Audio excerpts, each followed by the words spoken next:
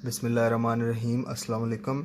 इस वीडियो में डिस्कस करते हैं वेज़ोमोटर रिनाइटिस और दूसरी जो फॉर्म्स हैं एलर्जी नॉन एलर्जिक रिनाइटिस की, के एलर्जी के अलावा जिस जिस वजह से रिनाइटिस हो रहा है उसको डिस्कस करते हैं। तो पहले डिस्कस करते हैं वेज़ोमोटर रिनाइटिस। तो आपको पता है कि नेज़ल कैविटी जो है उसको एक म्यूकोज़ा ने लाइन किया होता है। उस म्यूकोज़ा जो है ना उसकी ब्लड सप्लाई बहुत रिच होती है, ठीक है। नेज़ल म्यूकोज़ा की जो ब्लड सप्लाई है, दो तरह के सिस्टम होते हैं ऑटोनॉमिक नर्वस सिस्टम की ना। दो ब्रांचेस होती हैं, आपको पता है। एक पैरासिम्पथेटिक डिवीजन होती है और दूसरी सिंपथेटिक डिवीजन होती है। जो पैरासिम्पथेटिक सप्लाई होती है उसका काम क्या होता है कि वो वेज़ोडाइलेशन करवाती है, ठीक है, ये नेज़ल म्यूकोज़ा की ब्लड वेसल्स की।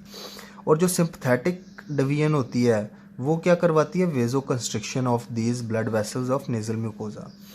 तो अब वेज़ोमोटर रिनाइटिस में क्या हो रहा है, वेज़ोमोटर रिनाइटिस में पैरासिम्पथेटिक डिवीजन की स्टिमुलेशन हो जाती है।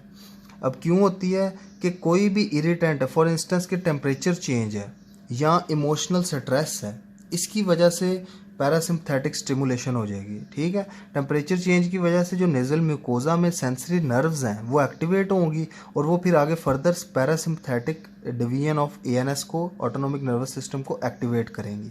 या इमोशनल स्ट्रेस के केस में भी जो है ना पैरासिम्पथेटिक स्टिमुलेशन होती है।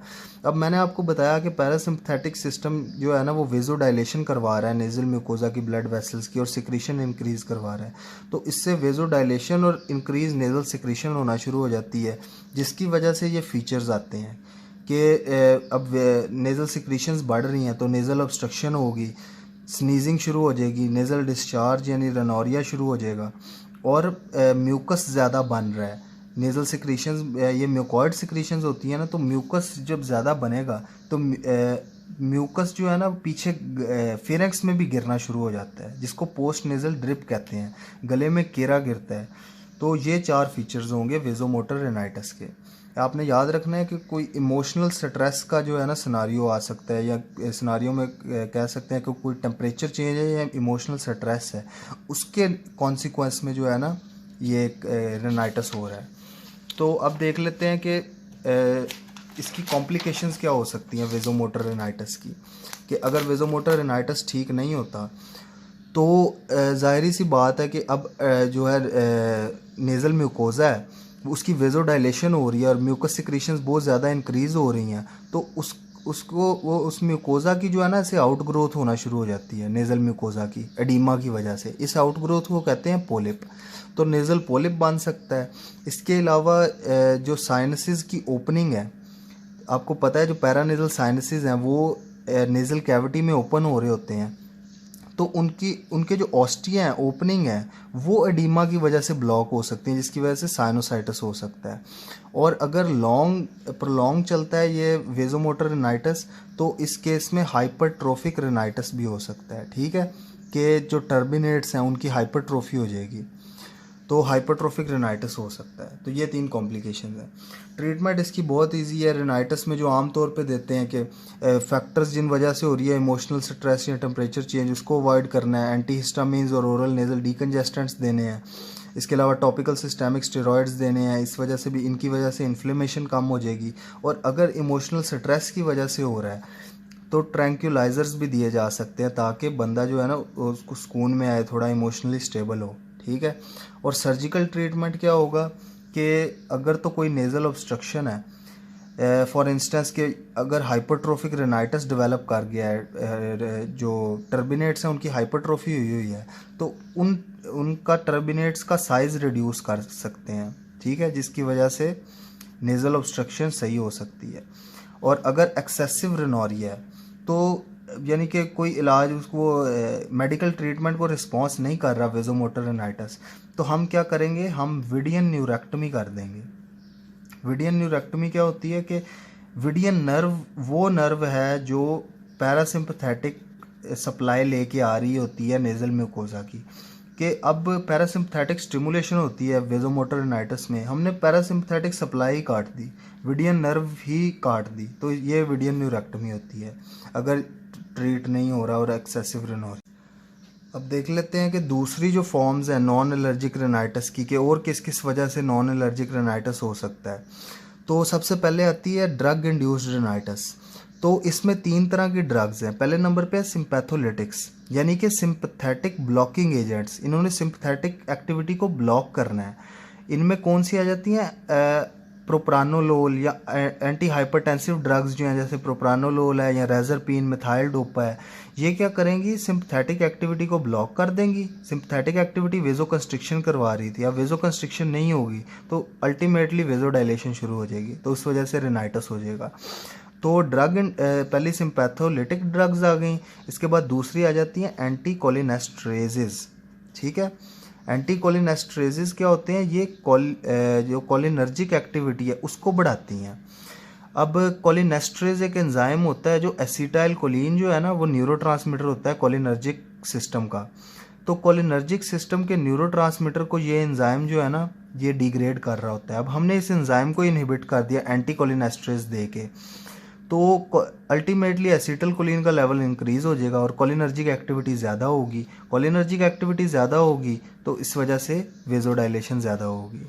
तो एंटी कोलिनेस्टरेजेस में वो ड्रग्स आ जाती हैं जो माइस्थीनिया ग्रेविस को ट्रीट करती हैं, जैसे कि नियोस्टिगमिन है और फाइसोस्टिगमिन है।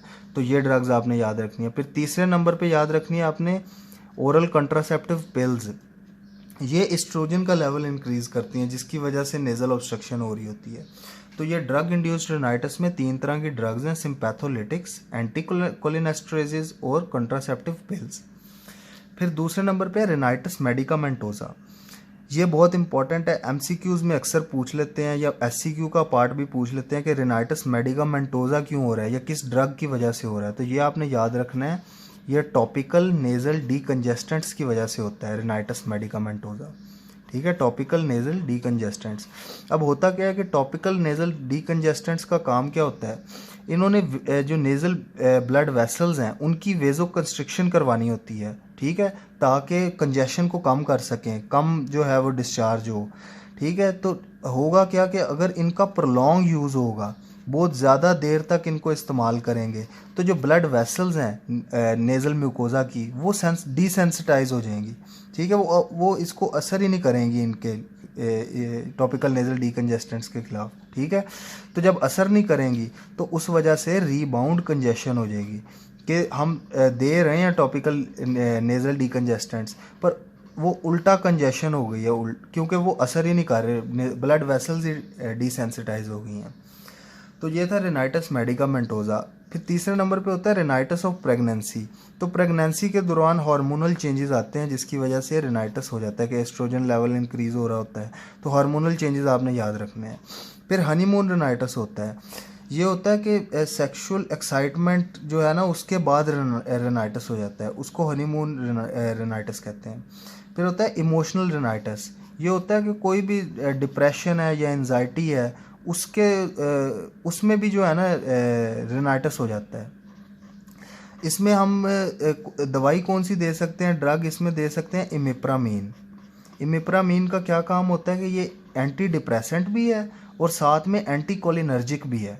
ठीक है, एंटी डिप्रेसेंट में ये डिप्रेशन को कम करेगा और एंटी कोलिनर्जिक इफेक्ट की वजह से ये जो है ना उसको कोलिनर्जिक सिस्टम को की एक्टिविटी को कम करेगा और वेजो कंस्ट्रिक्शन करवाएगा। ठीक है, वेजो डायलेशन को कम करेगा। इसके बाद छठा होता है रेनाइटिस ड्यू टू हाइपोथायरॉयडिज्म। तो हाइपोथायरॉयडिज्म में आपने याद रखना है कि सिंपैथेटिक सिस्टम जो होता है, जिसने वेजो कंस्ट्रिक्शन करवानी होती है नेजल ब्लड वेसल्स की, उसकी एक्टिविटी भी कम हो जाती है थायराइड हार्मोन के कम होने की वजह से। तो फिर उसकी वजह से रेनाइटिस के सिम्टम्स आ रहे होते हैं। तो इसमें सिंथेटिक थायराइड हार्मोन दें तो उससे ट्रीट हो जाता है। इसके बाद है गस्टेटरी रेनाइटिस। गस्टेटरी रेनाइटिस में क्या होता है? गस्टेटरी कहते हैं टेस्ट को, टेस्ट सेंसेशन को। तो इसमें ये होता है स्पाइसी या पंजेंट फूड की वजह से। अब होता क्या है कि ओरल कैविटी में हार्ड पैलेट पे ना कोलिनर्जिक रिसेप्टर्स प्रेजेंट होते हैं। अगर जब हम स्पाइसी फूड खाते हैं, चिली खाते हैं फॉर इंस्टेंस, रेड चिली, तो वो जो हार्ड पैलेट पे कोलिनर्जिक नर्व एंडिंग्स है ना, वो स्टिमुलेट होती हैं। तो उनके स्टिमुलेट होने की वजह से जो है ना, जो पैरासिम्पथेटिक सिस्टम है उसकी जो है स्टिमुलेशन हो जाती है कोलिनर्जिक सिस्टम की। इसकी वजह से वेजो डायलेशन होगी, इंक्रीज म्यूकस सिक्रीशंस होंगी और रेनाइटिस डेवलप हो जाएगा।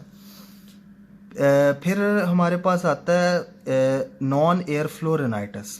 नॉन एयर फ्लो रिनाइटस आपने याद रखना है ट्रेकियोस्टोमी और लेरिंजेक्टमी के केस में हमारे पास होता है, रिनाइटस डेवलप हो रहा होता है। ये होता क्यों है कि अब ट्रेकियोस्टोमी की है तो पाइप डाल दी है, आर्टिफिशियल पाइप हमने ऑक्सीजन सप्लाई कर रहे हैं ट्रेकिया के थ्रू, तो नोज़ बाईपास हो जाता है। अब नोज़ में से कोई एयर नहीं गुजर रही, नॉन एयर फ्लो है, तो होगा क्या कि नोज़ में ड्राइनेस हो जाएगी और नेज़ल म्यूकोजा में चेंजेस आएंगे, उनकी इन्फ्लेमेशन होगी, टर्बिनेट हाइपरट्रोफी होगी, जिस वजह से रिनाइटस डेवलप हो जाएगा।